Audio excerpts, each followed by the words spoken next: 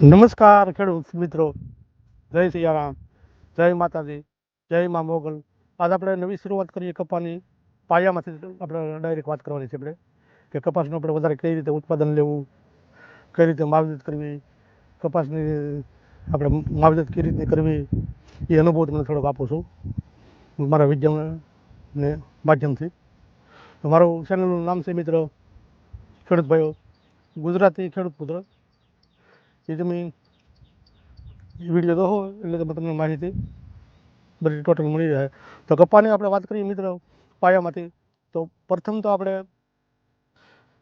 જમીન શાહ આપણે પાડીએ એ ફર્સ્ટ ક્લાસ ખેડવાની, ખેડી ને એમાં ડીઈપી ખાતર, સાણીયું ખાતર એ રીતે ટોટલ ખાતર ભેળવી ને પછી આપણે શાહ પાડીએ.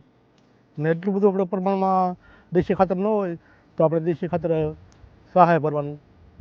શાહે ભરી ને પછી તમે કપાસ રોપો એટલે વધારે સફળતા મળે.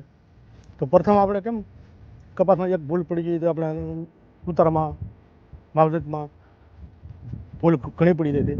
ભૂલ નહીં મિત્ર પડવા દેવાની. આપણે સ્ટાર્ટિંગમાં તો પ્રથમ ખેડ કરવાની, ખેડ કરી ને એમાં આપણે સાણીયું ખાતર ઉમેરવાનું.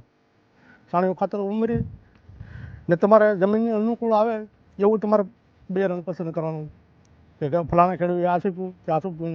તમારી જમીનમાં કઈ રીતે ભાવે, કઈ પસંદ છે એ રીતે તમારે ઉપયોગ કરવાનો. કોઈને દેખાદેખીથી ઉપયોગ નહીં કરવાનો. ને તમે એવો જાતે અનુભવ લો કે તમારી જમીન ગોરાળી છે તેમાં કઈ જમીનમાં કેવું બિયારણ ભાવે, રાતળ જમીન છે એમાં કેવું ભાવે, એ તમારી પસંદગી પ્રમાણે તમારે હાલવાનું. તો બિયારણ ટૂંકમાં ઓરિજિનલ બિયારણ લેવાનું આપણે રાખવાનું. તો આપણે આ વાત કરવી છે કે આપણા પ્રથમ શાહ આપણે પડી જશે તો એમાં વ્યવસ્થિત રીતે તમે કપાસ સોંપી દીધો. પછી એમાં પ્રથમ આપણે નિંદામણની છાંટ લેવાની કે નિંદામણ થઈ ગયું એટલે નિંદામણ તમે વ્યવસ્થિત રીતે કરી લો. પછી વરાપસી હોય તો વ્યવસ્થિત રીતે તમે કાપી આપો, બળદને આપો, મિની ટ્રેક્ટર આપો, ટિનેડ આપો વ્યવસ્થિત રીતે. પછી જેમ જેમ જેમ જેમ આપણો કપાસ સેક્શન મોટો થતો જાય એમાં યુરિયાના 2 ડોઝ કરો. પછી એ છતાંય વરસાદનું પ્રમાણ વધારે હોય, કપાસમાં પીળાશ દેખાતી હોય એ એકાદો મોરસિયા ખાતરનો આપણે છંટકાવ કરો. મોરસિયા ખાતર કરતાં આપણે સલ્ફેટ આવે ખેડૂત મિત્રો મોરસિયા તરીકે ઓળખે છે. પીળાશ પડતો કપાસ હોય તો મોરસિયાનો ઉપયોગ કરવો. પછી એ ઉપયોગ થઈ ગયો પછી દવા તમારે જાતે અનુભવ લેવાનો. તો પ્રથમ તો આપણે મીડિયમ હળવા ડોઝ કરવાના, બહુ આમટા ડોયા નહીં ભેગા કરવાના દેખાદેખી કે ફલાણા ભાઈ 4-5 ડબલા ફેંટ્યા આપણે કાઢીએ. અમે તો મિત્ર પ્રથમ ડોઝ કરીએ તો પ્રથમ ડોઝ તમે ગાયની છાશ ને ગૌમૂત્ર એ બેયનો 35 થી 40 દિવસનો કપાસ થાય એટલે 10 દિવસે અમે 2 ડોઝ તો પ્રથમ એ જ કરીએ. ને ખોટા ખર્ચા કરવાની મિત્ર જરૂર નથી ખેડૂત ભાઈઓ. પ્રથમ અવશ્યમાં રોગ ઓછો આવે છે કેમ કે બિયારણમાં પટ મારેલો આવે છે. તો પ્રથમ તમારે ગૌમૂત્ર અને છાશનો ડોઝ કરો ને સ્ટાર્ટિંગમાં તોય મિત્રો ખેડૂત ભાઈઓ હાલે. ને પછી 2 ડોઝ મીડિયમ મારવા.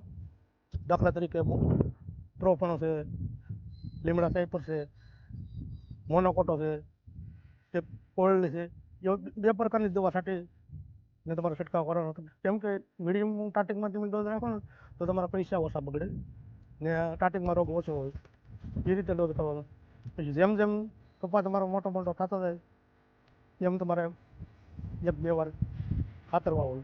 ખાતરમાં મિત્રો કયું ખાતર વાવવું એ તમારે જાતે નક્કી કરવાનું છે. હું મારી સલાહ પ્રમાણે અનુભવ કરું તો આમાં સ્ટાર્ટિંગમાં આપણે તમે 12-32-16 એ વાવો તો ચાલે ને અથવા પોટાશ વાવો તો ચાલે. એ ખાતર વાવો તો પોટાશ ખાતરથી મિત્ર ફાયદો શું કે પોટાશ ખાતરથી જમીન છાલ લેવાની ક્ષમતા હોય તો એ ખાતર આપણે વાવવામાં ફાયદો શું કે આ પોલસાપું છે, જીનવાની સાઇઝ છે એ એકદમ મોટી થાય છે. કેમ કે છોડ એકદમ ઘરાદાર થઈ ગયો છે પછી એને આપણે કંઈ પોટાશ વાવીએ એટલે એનો ફાલ ખરે ઓછો, કપાસ પીળો પડે ઓછો કેમ કે એની તાકાત મળી જાય છે. એટલે પોટાશમાં છે પાવર આવે છે એને શક્તિ કહીએ આપણે. શક્તિ આવે એ રીતે ફાલ જબરદસ્ત લે છે ને ફૂલ સાપ ખરે ઓછું એ એનું મેન કારણ. ને બીજા નંબરમાં પછી વધારે રોગ આવે તો સ્ટાર્ટિંગમાં આપણે ઓલા વિડીયોમાં કીધું હતું કે બહુ હદબારી થ્રીપ ને ઓલી જે પાંદડાની એથી જે આવે ને થ્રીપ આપણે થ્રીપ તરીકે હોવાથી તો એમાં તમારે ફિપ્રોલિન નામ આવે છે 40% ફિપ્રોલિન ને 40% યુમિલા એ ડોઝ વ્યવસ્થિત રીતે તમે કરો તો મિત્રો તમારે 20 થી 22 દિવસ સુધી દવાનો છંટકાવ કરવો નહીં પડે. અને બીજી વાત કરીએ કે યુરિયા ખાતર પછી ફાલ લેવાની ચિંતા થઈ જાય પછી યુરિયા ખાતરની બહુ જરૂર.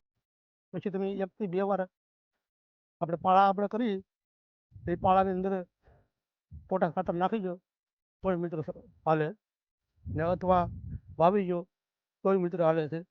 એનાથી તમારે ફાલ સારો રહે છે. અને આમાં મિત્રો 1 થી 2 વાર ખાતર નાખ્યું હતું, કેમ કે 1 થી 2 વાર નાખ્યું પછી દવા મિત્રો આ ફાલ લેવાની ક્ષમતા ફાલ નથી ખરતો નથી ને કપા આ 70 થી 80 દિવસનો કપાય છે. હવે ને ઓળના વારામાં મિત્રો ખેડૂત ભાઈ અમારે વરસાદનું પ્રમાણ પુષ્કળ હતું ને તોય કપા અમે એમ કહીએ કે વરસાદ પ્રમાણે આ કપા અમારે ફર્સ્ટ ક્લાસ છે. તમે જોઈ શકો છો વરસાદ આમાં અમારે વરાપ એ જ ને કહીએ પણ તોય છતાં અમે નેદવાનું થોડીક વરાપ મળે એટલે નેદવાનું શરૂ રાખ્યું ને હાથી આપવાનું શરૂ રાખ્યું. તો હાથી તો મિત્રો ખેડૂત મિત્રો ફરી જાતિ મેં આપ્યું. એનું કારણ છે હાથીથી જ એના મૂળ તૂટે ને તો એને હવા મળે તો એને પોષણ તત્વ ખોરાક લેવાની શક્તિ મળે ને એ પ્રમાણે મહેનત કરશો તો તમને 100% સફળતા મળશે. ને દવાના ડોઝ બહુ જરૂર હલકી દવાથી તમારે છાંટવાની ખેડૂત મિત્ર, વ્યવસ્થિત રીતે ટાંડર દવા છાંટવાની. ટાંડર દવા તમે છાંટશો એટલે તમને જરૂર ચોક્કસ સફળતા મળશે. પોટાશ ખાતરથી મિત્ર શું કે પોટાશ ખાતર નાખી તો આપણે રીંગવા ડબકો મોટો થાય, રીંગવું મોટું થાય, કદ મોટું રીંગવું થાય ને એ આપણે પેહી કહીએ ને પેહી થવાનું મેન કારણ શું કે જમીનમાં આપણે પોટાશ ઘટે એટલે પેહ્યું થાય છે. પોટાશ તમે ખાતરનો ઉપયોગ કરશો એટલે તમારે પેહી નહીં થાય, ફર્સ્ટ ક્લાસ રીંગવું મોટું થાય, ડબકો મોટો થાય ને એને પાઠીએ સારો ડબકો ને વીણવામાં આપણે મજૂરી ઓછા રહે, કેમ કે ડબકો સારો હોય તો મજૂરી આપણે ઓછા રહે છે. ને બીજા નંબરમાં તેલની ટકાવારી સારી આવે છે. તો એ રીતનું માવજત કરશો તો તમને 100% સફળતા મળે છે. જય માતાજી, જય હિન્દ, જય ભારત માતા કી જય.